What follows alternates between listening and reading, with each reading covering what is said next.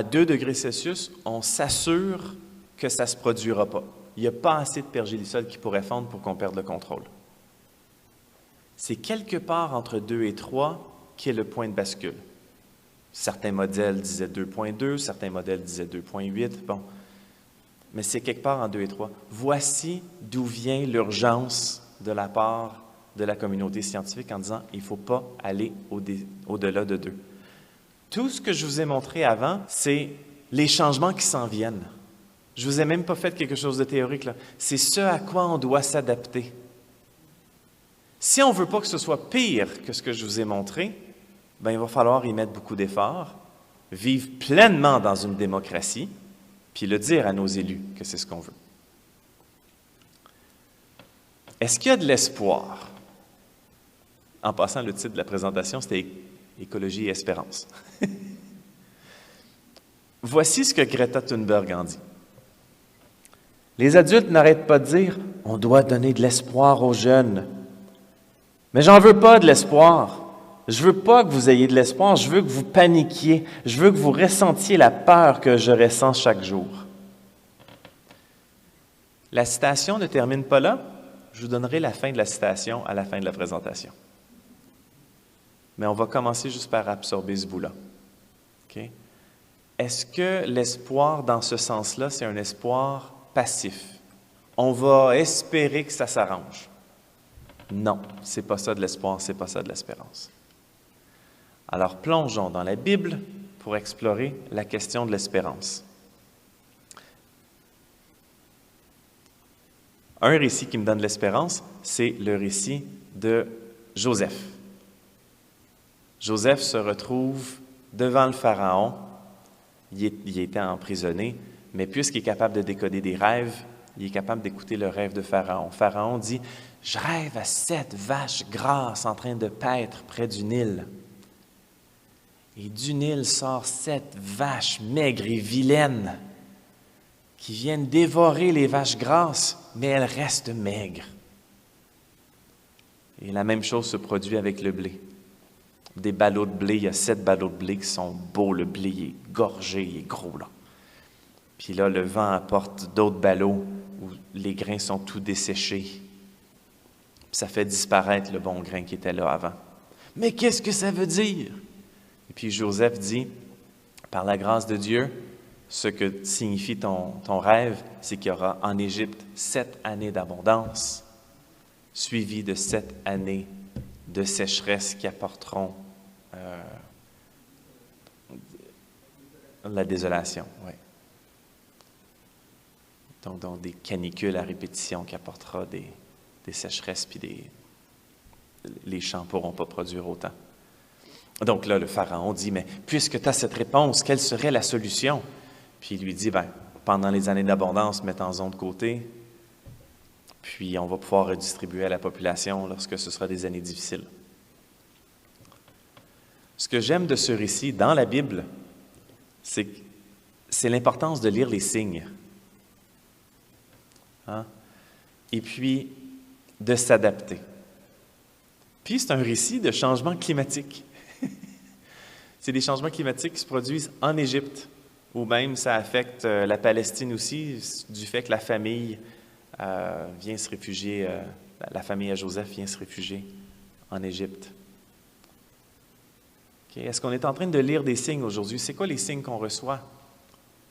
Bien, il y a 90% des glaciers à travers le monde qui fondent à un rythme alarmant.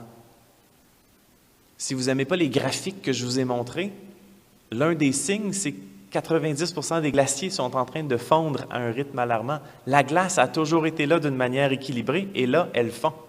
Il y a clairement plus de chaleur quelque part. Et juste 1 degré Celsius de plus semble les avoir affectés. Si on prend encore plus de recul, on voit sur une carte du monde, à mesure que les décennies s'écoulent, des fois c'est une région, des fois c'est une autre, mais globalement, on voit de plus en plus que la Terre se réchauffe. Et ça cause plus de tempêtes, plus de sécheresse, les récoltes sont moins bonnes.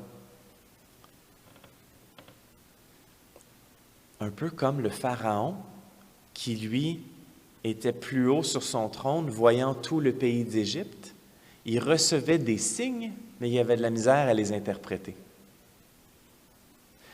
Mais une fois que Joseph explique c'est quoi ces signes, moi j'ai le coup de dire une fois que les climatologues nous ont expliqué, ont décodé les signes qu'on est en train de lire, ben c'est aux dirigeants ou au pharaon de décider ce qui est mieux pour son peuple. Et c'est ce qu'il a fait.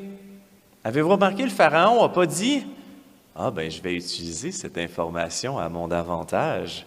Je suis un Dieu, je vais m'enrichir encore plus pendant ce temps-là et les gens vont encore plus vouloir me vénérer. » Ben non! Il a dit « Qu'est-ce qui est le mieux pour mon peuple? » Ben si le pharaon, qui était un Dieu qui pouvait faire n'importe quoi, a décidé ce qui était le mieux pour son peuple, moi, ça me donne encore plus forte raison de dire à mes élus démocratiquement élus, de dire qu'est-ce qui est le mieux pour le peuple. C'est le récit de Joseph dans la Bible qui me donne le goût d'aller manifester des fois. Parce que Pharaon a besoin d'entendre ce qui est mieux pour le peuple.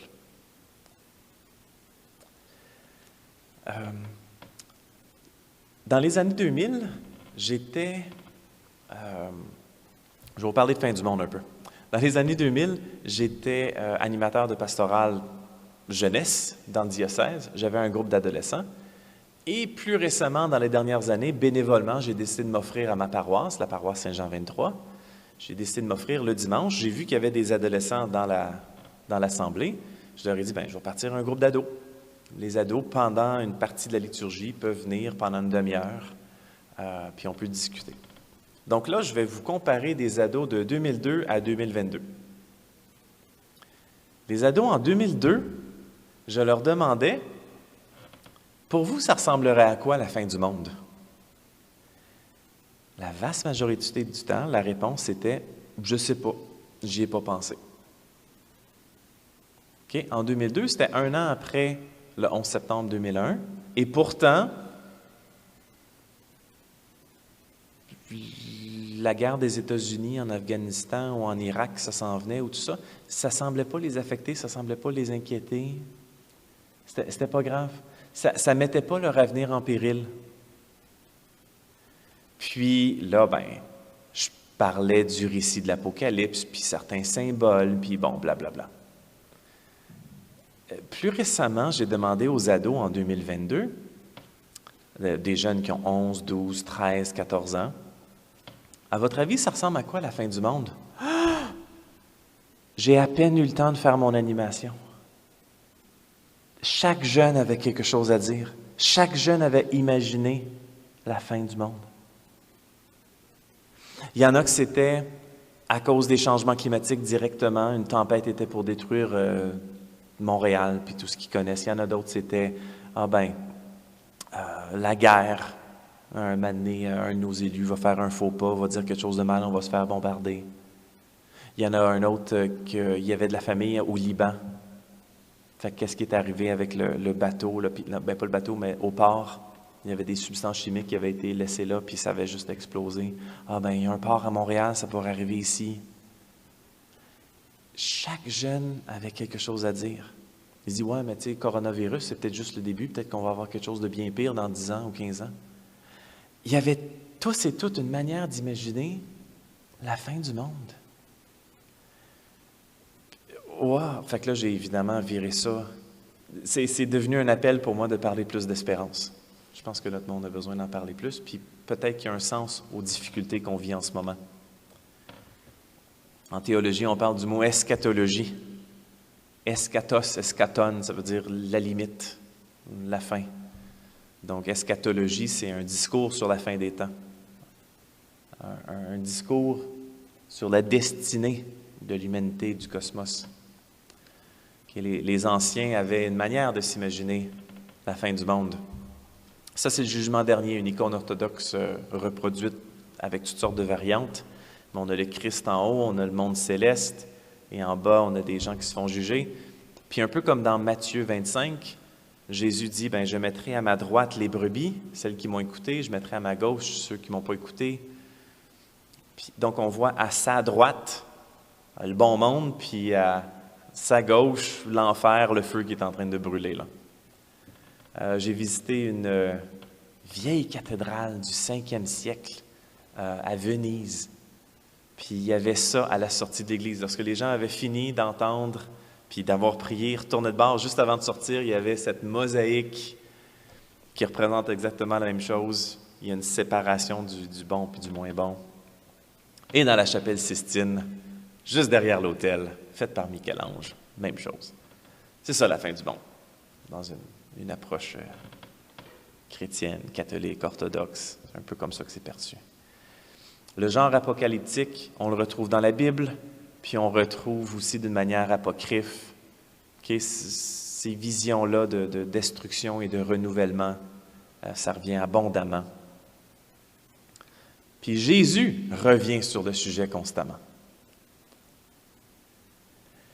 Et il y avait, en France, l'année passée, une rencontre de gens qui travaillent en catéchèse, ou des gens universitaires qui réfléchissent sur la catéchèse, là. Puis là, ils se sont dit, bien, avec la crise écologique, peut-être qu'on devrait présenter aux enfants les récits apocalyptiques, les récits de fin du monde, pour leur faire parler là-dessus, pour leur donner espérance. Parce que s'ils ont trop peur, ils n'ont pas compris toute la portée d'espérance qui se retrouve dans ces textes-là. Ces récits-là s'inspirent beaucoup pour ce qui est de la destruction et tout, du récit du déluge, du récit des plaies d'Égypte. Il y a des échos qu'on retrouve. Et le plus important, c'est qu'on retrouve toujours que les empires sont dénoncés. Leur système économique est dénoncé, parce que le système crée la pauvreté plutôt que de l'amoindrir, et le pouvoir militaire qui exagère. Donc, on dénonce ça. La structure est presque toujours la même. On commence avec une situation actuelle où il y a des défis, mais par la suite une période de tribulation, de plus grosse souffrance, qui nous mène par la suite à une terre nouvelle. J'ai quasiment le goût de dire que la Deuxième Guerre mondiale a ressemblé un peu à ça. Des difficultés, grosses tribulations, puis quand on en est ressorti avec la Déclaration des droits humains. Puis une période d'abondance et de liberté qu'on n'avait jamais vécu tout autant avant. Donc, il y a ce cycle-là qui se retrouve dans l'histoire, il y a ce cycle-là qu'on retrouve décrit d'une manière symbolique dans la Bible. L'Apocalypse, c'est une perspective céleste qui donne du sens à nos défis. C'est un récit de fin du monde, mais il s'agit en fait d'un début d'un monde.